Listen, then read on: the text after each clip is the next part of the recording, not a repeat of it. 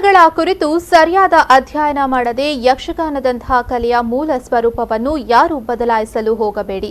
ಬದಲಾಗಿ ಪುರಾಣಗಳ ಅರ್ಥ, ನಾನುಡಿ, ಕಥೆಗಳನ್ನು ಚೆನ್ನಾಗಿ ಅರ್ಥ ಮಾಡಿಕೊಂಡು ಅಧ್ಯಯನ ಮಾಡಿ. ಈ ಮೂಲಕ ಯಕ್ಷಗಾನದ ನಿಜವಾದ ಅರ್ಥಗಾರಿಕೆಯನ್ನು ಪ್ರದರ್ಶನ ಮಾಡಿ. ಹೀಗೆಂದು ಹೇಳಿದರು ಖ್ಯಾತ ಹಿರಿಯ ಯಕ್ಷಗಾನ ಅರ್ಥಧಾರಿ ಮೂಡಂಬೈಲು ಗೋಪಾಲಕೃಷ್ಣ ಶಾಸ್ತ್ರಿ. ಅವರು ಪುತ್ತೂರು ಶ್ರೀ ಮಹಾಲಿಂಗೇಶ್ವರ ದೇವಸ್ಥಾನದ ನಟರಾಜ ವೇದಿಕೆಯಲ್ಲಿ ಬುಳುವಾರು ಶ್ರೀ ಆಂಜನೇಯ ಯಕ್ಷಗಾನ ಕಲಾ ಸಂಘ 51ರ ಸಂಭ್ರಮ ಹಾಗೂ ಶ್ರೀ ಆಂಜನೇಯ ಮಹಿಳಾ ಯಕ್ಷಗಾನ ಸಂಘದ ಆಶ್ರಯದಲ್ಲಿ ಪಣಾಚೆ ಬಿಎಸ್ ಒಕ್ಕುಣಾಯ ಪ್ರತಿಷ್ಠಾನ ಕೊಡಮಾಡುವ ಬೊಳ್ಳಿಂಬಳ ಪ್ರಶಸ್ತಿಯನ್ನು ಸ್ವೀಕರಿಸಿ ಮಾತನಾಡಿದರು. ಚೆನ್ನಾಗಿ ಅಧ್ಯಯನ ಮಾಡಬೇಕು. ಯಾವ ಅರ್ಥಧಾರಿಯಾಗಲಿ ಅವನು ಪುರಾಣವನ್ನು, ಪ್ರಸಂಗವನ್ನು, ಅದಕ್ಕೆ ಬೇಕಾದ ಶಾಸ್ತ್ರಗಳನ್ನು, ನಾಣ್ಣುಡಿಗಳನ್ನು, ಅದಕ್ಕೆ ಬೇಕಾದಂತಹ ಪ್ರಾಚೀನ ಗ್ರಂಥಗಳನ್ನು ಏನು ಪುರಾಣ ಕಾಲದ್ದನ್ನು ಓದಬೇಕು ಚೆನ್ನಾಗಿ. ರನ್ನನ ಗದಾಯುದ್ಧ, ಪಂಪನ ಗದಾಯುದ್ಧ, ರಾಮಾಯಣ, ಹಾಗೆಯೇ ಕುಮಾರವ್ಯಾಸನ ಭಾರತ, ಹಾಗೆಯೇ ಕುಮಾರ ವಾಲ್ಮೀಕಿಯ ರಾಮಾಯಣ, ಇದನ್ನೆಲ್ಲ ಅಧ್ಯಯನ ಮಾಡಬೇಕು. ಅದರಲ್ಲಿ ಹೇಳಿದ ವಿಚಾರಗಳೇನು ನಮಗೆ ಬೇಕಾದಷ್ಟು ಉಂಟು, ಅದನ್ನು ತಿಳ್ಕೊಳ್ಬೇಕು.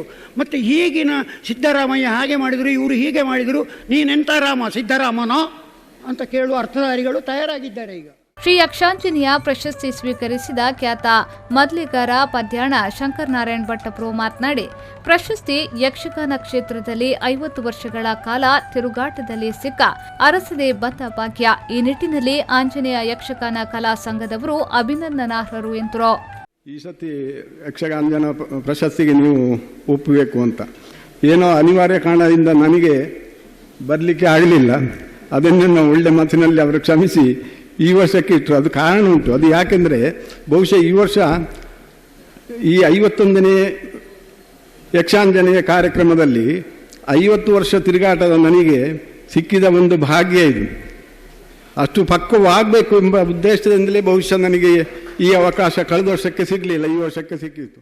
ಸಮಾರಂಭದ ಅಧ್ಯಕ್ಷತೆಯನ್ನ ಬ್ರಹ್ಮಶ್ರೀ ಉಳಿತಾಯ ವಿಷ್ಣು ಅಸ್ತ್ರ ಮತೂರು ವಹಿಸಿದ್ರು. ಈ ಸಂದರ್ಭ ಶ್ರೀ ಆಂಜನೇಯ ಯಕ್ಷಗಾನ ಕಲಾ ಸಂಘದ ಅಧ್ಯಕ್ಷ ಭಾಸ್ಕರ್ ಪಾರ್ಯ ಅವರನ್ನ ಅಭಿನಂದಿಸಲಾಯಿತು.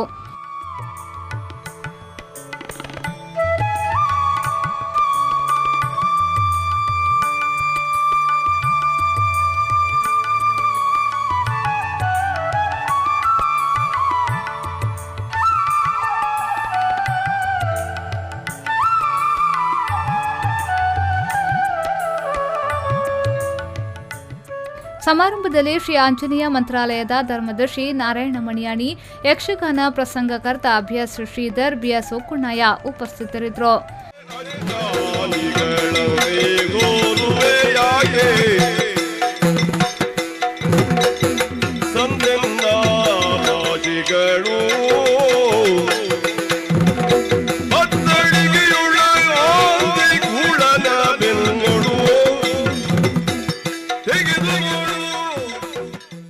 ಪ್ರವೀಣ್, ವಿ4 ನ್ಯೂಸ್ 7 ಪುತ್ತೂರು.